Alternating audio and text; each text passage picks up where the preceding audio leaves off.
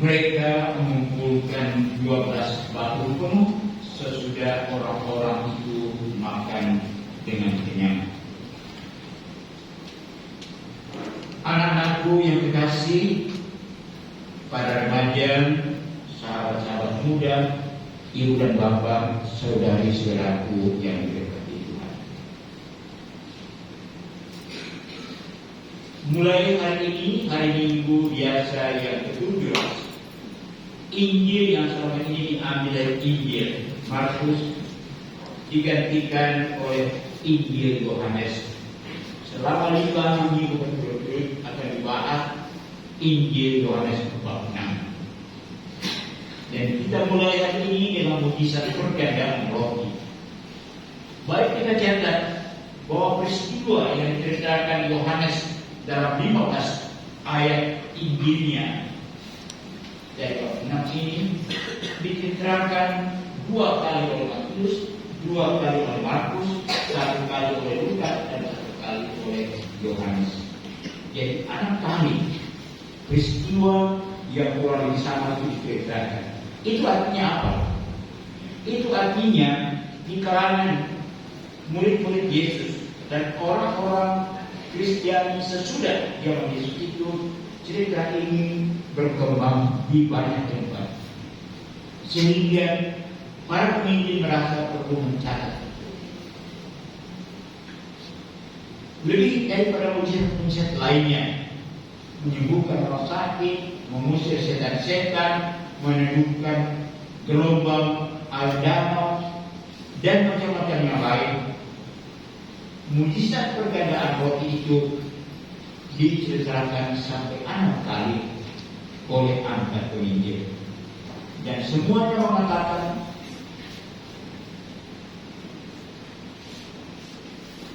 makanan yang disediakan untuk 5.000 orang. Oleh Matius dikatakan 5.000 laki-laki, tidak terhitung perempuan dan anak-anak. Jadi kalau kita berfantasi sedikit, kalau ada keramaian seperti itu, seorang laki-laki mungkin membawa istrinya dengan anaknya yang paling kecil. Kalau dia belum beristri, karena dikatakan hanya laki-laki oleh Yohanes, tidak terhitung perempuan dan anak-anak. Kalau dia belum menikah, mungkin dia bawa adiknya, lalu dia bawa pacarnya. Jadi kita bayangkan 15.000 orang, luar biasa. 15.000 orang. Dan akhirat dari modal yang sedikit sekali, 5 roti dan 2 ikan itu, kata Yohanes, di tangan Yesus modal yang sedikit itu digandakan menjadi berlebihan. 12 tahun penuh. Mungkin kita bertanya kenapa ya? Siapa yang tahu jawabannya? Karena waktu itu belum ada kelompok Columbus, kelompok pembungkus, belum ada kebiasaan.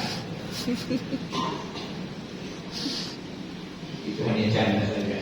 Karena di sini tidak kenal nama Columbus.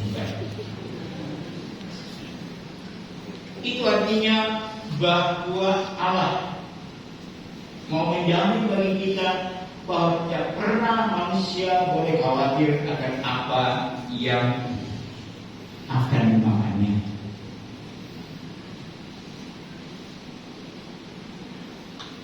Dan makanan ini menjadi salah satu kebutuhan utama bagi manusia untuk dapat bertahan hidup.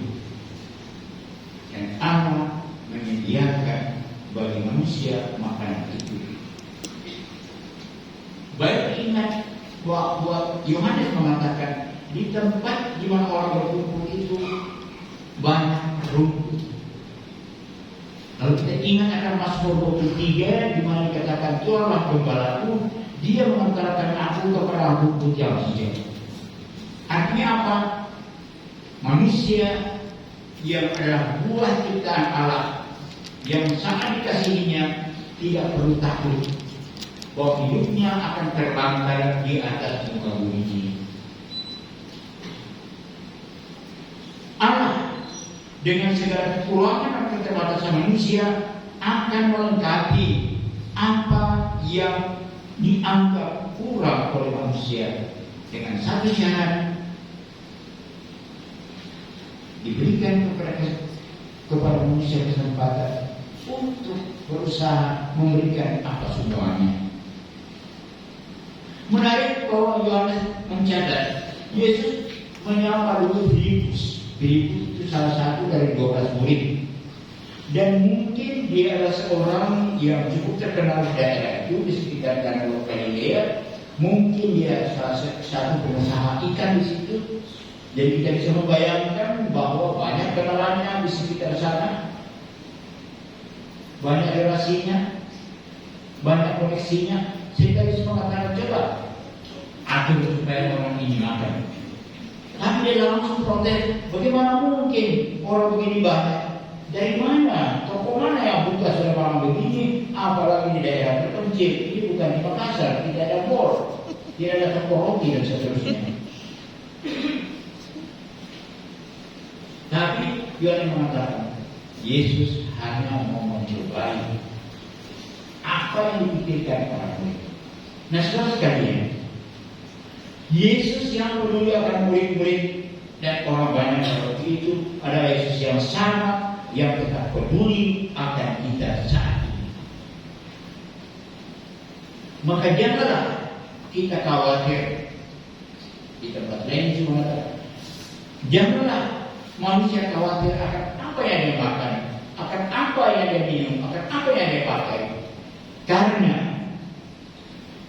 rumput di padang pun yang paginya masih hijau dan sorenya sudah layu dipelihara oleh Tuhan.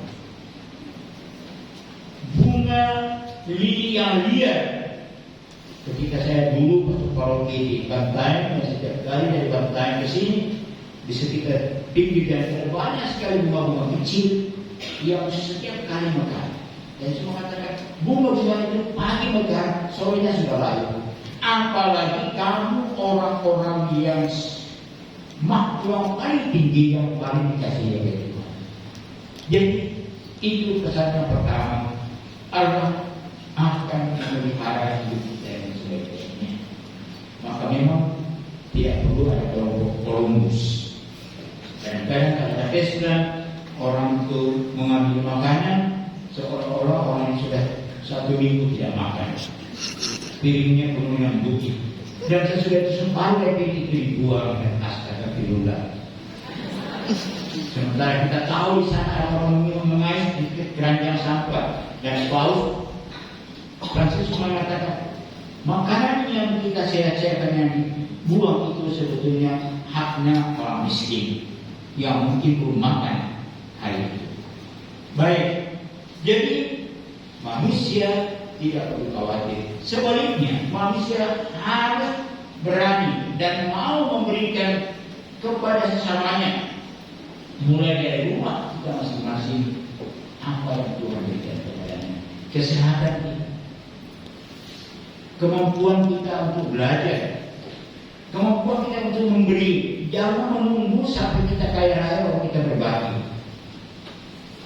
Jangan menunggu sampai kita itu buncit baru kita mau berbagi.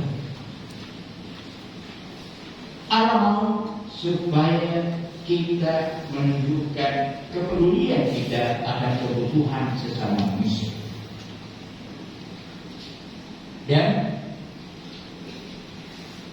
Allah menjamin bahwa dengan berbagi apa saja yang Tuhan berikan kepada kita di dunia ini, kita bersama-sama akan berjalan, bersiar, bukan pelari sprinter yang berlari sendirian, tapi kita akan berjalan bersama-sama secara sinodal, bersama-sama dengan sesama kita satu keluarga untuk menuju rumah Bapa, untuk masuk ke rumah kita yang sesungguhnya. Di banyak budaya dan ungkapan bahasa dalam suku-suku di Indonesia dikatakan bahwa dunia ini kita hanya mampir sementara. Orang Jawa mengatakan kita hanya mampir ngombe, kita hanya mampir minum. bukan pesta pora. Karena pesta pora nanti di rumah kita ya saudara. Allah mau supaya kita rela berbagi. Allah mau supaya kita peduli kepada orang-orang yang membutuhkan. Dan karena itu Yesus bertanya kepada murid-muridnya, orang sebanyak ini, silakan kamu kasih makan. Mereka langsung angkat tangan. Bagaimana? Dari mana kita dapat uang untuk membeli roti? Dan itu pun tidak ada. Tetapi Yesus hanya mengingatkan supaya kita mau ambil bagian dalam kepedulian Allah mengenai nasib manusia. Kebetulan dalam Pancasila kita, sila yang kelima itu ada kesejahteraan sosial bagi seluruh rakyat Indonesia. Mau agamanya apa, mau sukunya apa, umurnya apa, negara kita menciptakan supaya semua bisa dapat ambil bagian dari sumber yang sama, yaitu Bapa yang begitu maha baik dan menghadiri. Saudara sekalian, ketika kita menyambut komuni, kita diingatkan bahwa untuk menjamin hidup kita, baik hidup jasmani di dunia ini maupun hidup rohani kita menuju ke tanah air kita yang sejati, Allah sendiri memberikan kita makanan, yaitu roti Ekaristi. Dia menjamcahkan dirinya dalam roti itu supaya semua orang mendapat bagian. Pesannya untuk kita ialah supaya kita juga selalu mau berbagi sedikit apapun, bakat, kemampuan dan waktu. Tuhan tidak minta supaya kita punya banyak dan berlebih-lebih baru kita mau berbagi. Maka dalam arti itu bagus sekali apa yang nanti terbitkan oleh keuskupan, ada gerbu gerakan Rp1.000 supaya semua orang bisa terlibat. Sedikit apapun yang Tuhan berikan kepada kita itu bukan untuk kita pakai sendiri, melainkan untuk dibagikan. Dan sebagaimana Yesus memberikan tubuhnya dalam Ekaristi setiap kali kita komuni, supaya kita dapat hidup yang secara benar, secara baik bagi anak Allah. Demikian juga kita yang sudah menerima tubuh Yesus dalam Ekaristi itu putus untuk berbagi kepada semua orang dengan mengingat pesan Yesus, kamu harus memberi makan kepada sesama. Semoga dia mengatakan amin. Saat kita menerima komuni, kita sungguh dikuatkan untuk bersama-sama dengan semua orang yang berbuat baik, berbagi pemberian-pemberian Tuhan di sini, supaya semua orang mengalami bahwa Tuhan memang sungguh maha baik. Bahkan dalam Mazmur 23 dikatakan Tuhan itu sungguh adalah pemelaku. Semoga demikian, Tuhan memberkati.